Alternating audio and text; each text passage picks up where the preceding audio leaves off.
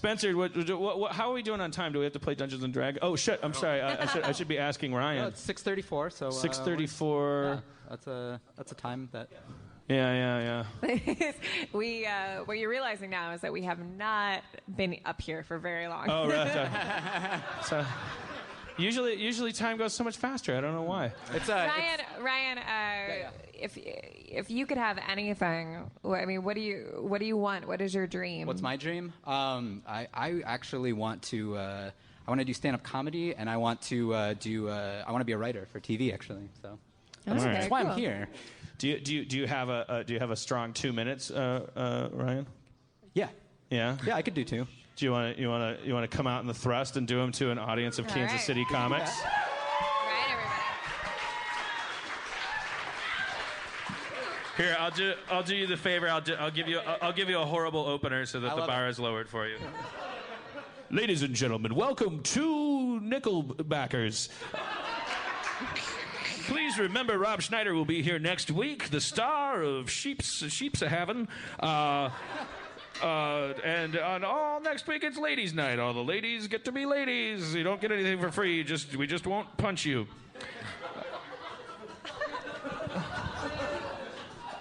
You don't have to boo that.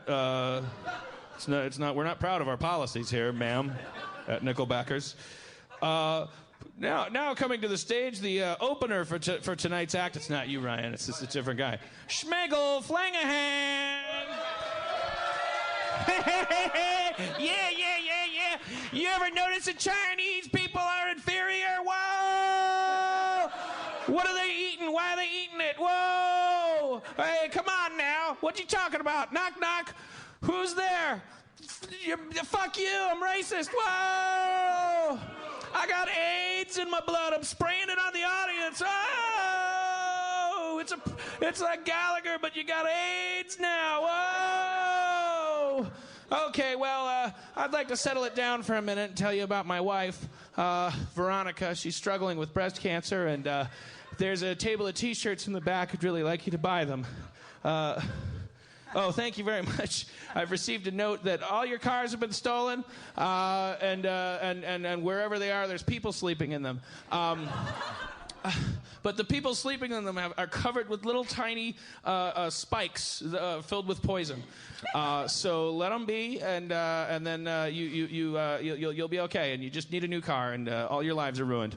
Also, you have AIDS. All right. Well, I guess I did pretty poorly with my stand-up act, but we're going to bring a new guy to the stage. He's going to do 2 strong minutes of stand-up because he's a well-respected stand-up comic. He's performed at clubs and colleges all over the thingamabob. Please welcome Ryan Sullivan.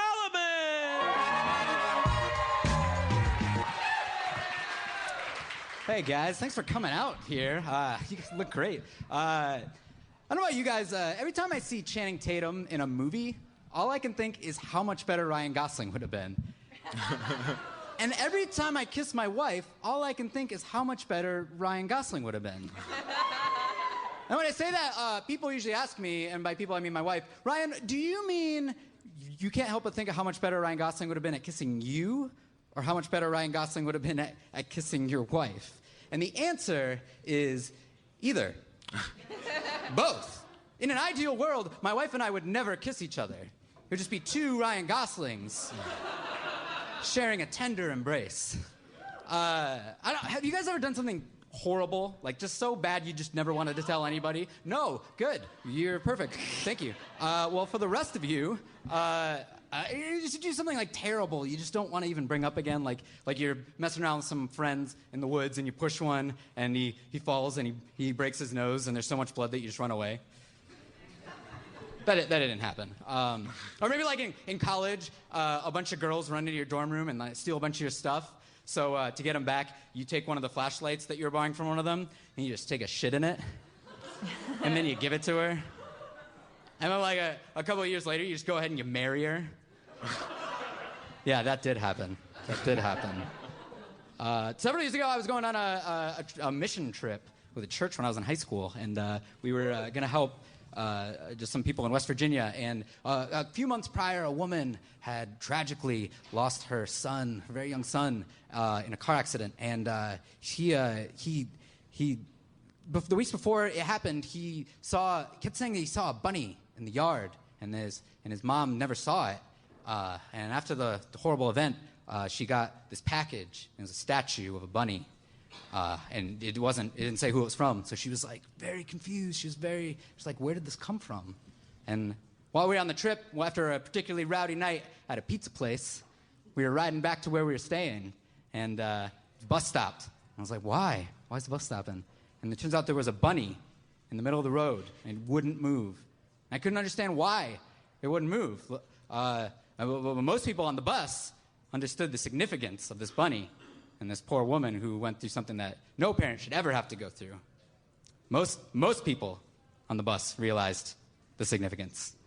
Almost everybody knew what was going on. Some people just wanted to go back to where we were staying. Some people just all hopped up on root beer and pizza, didn't really know what was going on, why a bunny was stopping us.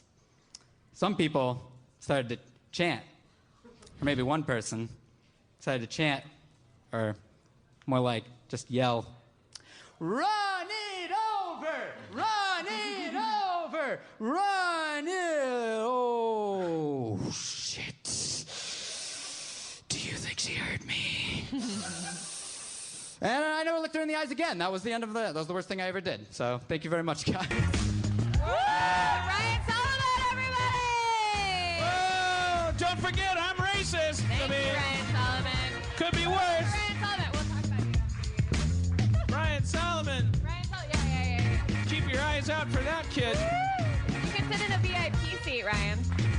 Yeah, sit in a VIP booth if you want.